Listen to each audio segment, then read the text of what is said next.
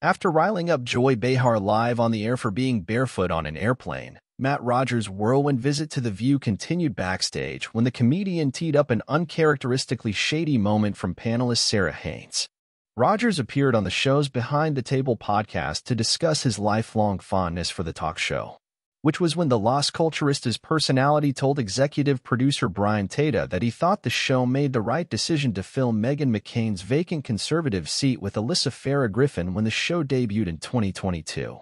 I really like that the conversations can be had, and without anyone, and I'm not going to name any names, without getting super defensive or personal, so that when you're watching it, you don't feel in a state of anxiety or discomfort, Rogers said.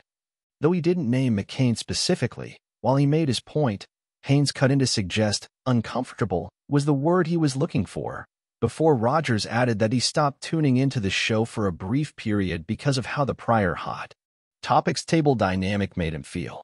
I had to take a step back from watching it, because I just got anxious at the thought of the conversations that were going to be had. That's not good. Even if you disagree, I need to hear your point, to disagree with it, and then think about what I think. It got to a point where I was like, are we having conversations here, or are we needing to manage each other, looking for buttons to push? Rogers said, and Haines responded by telling him that it was as uncomfortable as you received it.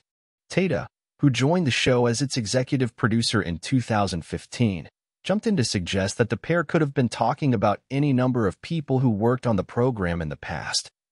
A sentiment Haines echoed before the trio moved on in the conversation. EW has reached out to a representative for McCain for comment.